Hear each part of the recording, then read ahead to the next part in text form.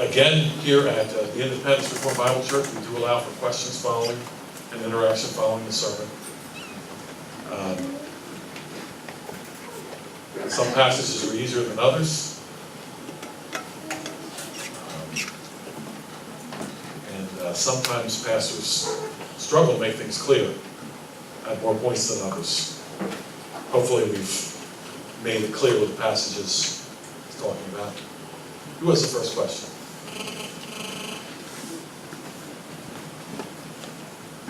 Hopefully I can get this out in a way that makes sense.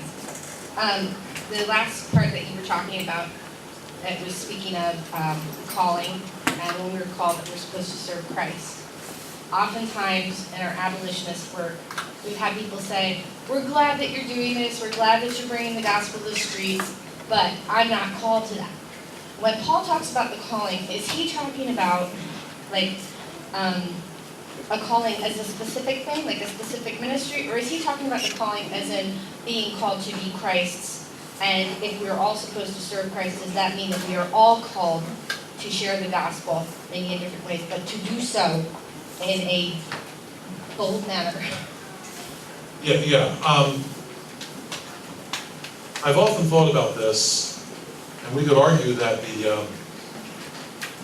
I think we have a terrific example in Scripture.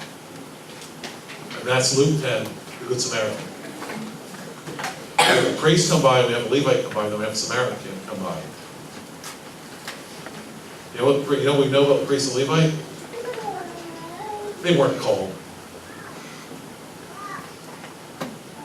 I'm not called. See, we're called when we, and that's the point of the Good Samaritan, we're called when we have the opportunity to act.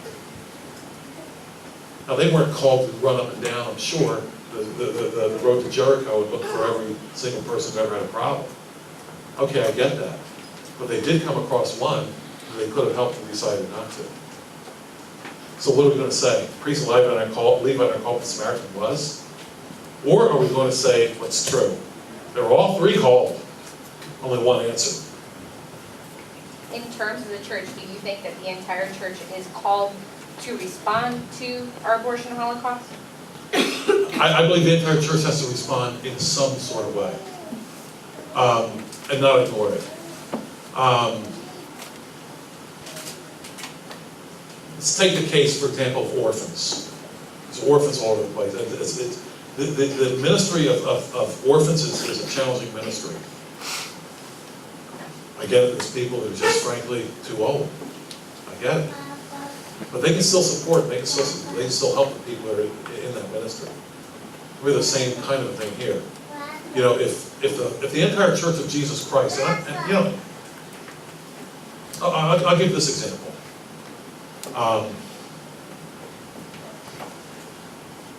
Maybe I should.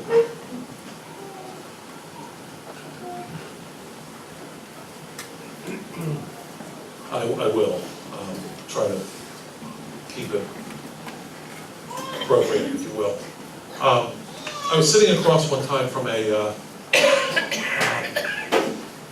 elder in a church, a prominent church, and we were talking about the problem called public education. It's godless. It's antichrist. And I said to this man, I said, you know, I get it that not everybody can do what we did. I'm really grateful I had a wife who worked extremely hard in our own home school. Christian school is expensive. I said to him, I get it that not everybody can do exactly like I did. But I said, what I don't get is that some people don't even see the danger. That's what I don't understand. I don't understand that at all. In this particular case that we're talking about here, I could take it from the Christian church that they can ignore it if they would ignore other things that are less egregious. You know the greatest sin in the Christian church, one of the biggest sins in the Christian church right now is racism. You know that? No racism in the church. You know what? In most Christian churches, the sin of racism is far worse than the sin of abortion. How in the world did we get there? Let me just talk talk about that briefly while I may. Christian church today is extremely hypocritical on this point. Extremely hypocritical. But here's why. They'll say things like, well, the sin of homosexuality, let's just have all kinds of grace for that. And look at the people in it, it's okay. Jesus forgives. Okay, good. Is that same church going to say that same thing to a Ku Klux Klansman who comes to the door? Or are they going to throw all that Klans guy out so fast, he'll forget why he even came to church that morning? You see, the church is allowing the world to define, to tell them what sin is, or what sins are acceptable, and what sins are not acceptable. That's happening. There's certain things you just can't be. And they'll throw you out. Somehow, the sin of homosexuality and the LGBTQ thing is getting a pass in our churches, while other sins are getting the old heave out. It's a shame. It's a scandal is what it is, frankly. Who else has another question? Yeah, question right here. And with the mic. You kind of alluded to the fact of if things get really bad, it would be again better to not be married. You kind of said something about how bad or it might become. At what point would you say we're reaching that? I mean, I'm assuming you wouldn't be arguing that at this point. Right. But it almost sounded a little bit like you might have been suggesting that. Right.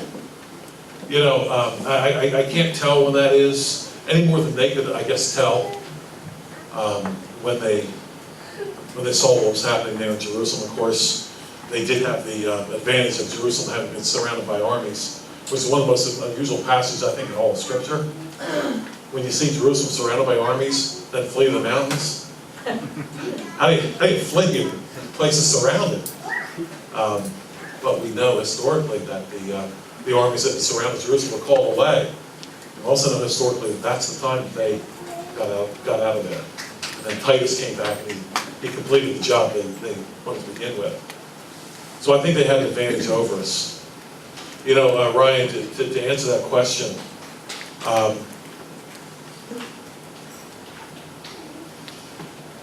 between the believers in Russia, the believers in China, certainly the French Huguenots or Huguenots, however way you want to say that. I just don't think it's as obvious as it was perhaps for Paul at the time. And so I think it's going to be even harder for us to figure out when that might be. But I believe that it's, if you're going to say, well, I'm not going to be married, I think you're going to have to, because there's judgment coming, I think you have to have some real clear ideas of what you're talking about. You know, we've already seen this in the Christian church. Peter Hammond is going to be speaking to, I heard his testimony, he's going to be speaking at the Mid-Atlantic Reformation Society on Tuesday and Thursday. I heard his testimony on this, and he believed that because the tribulation was coming, he didn't know, the rapture was going to come first, but he didn't know if his children would be raptured or not.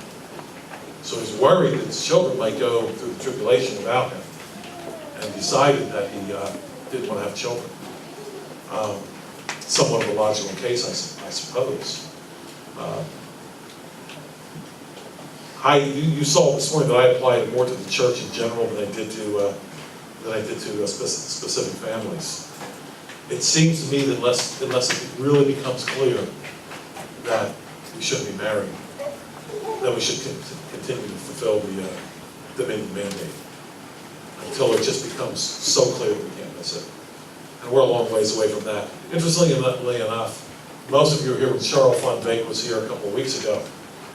And the interesting thing, and Peter Hammond from South Africa said the same thing, they said, you here in the United States have so much to work with. And it feels like the evil is just overwhelming us. And they're like, oh my word, look at all the freedom you still have. Look at all the opportunities you still have.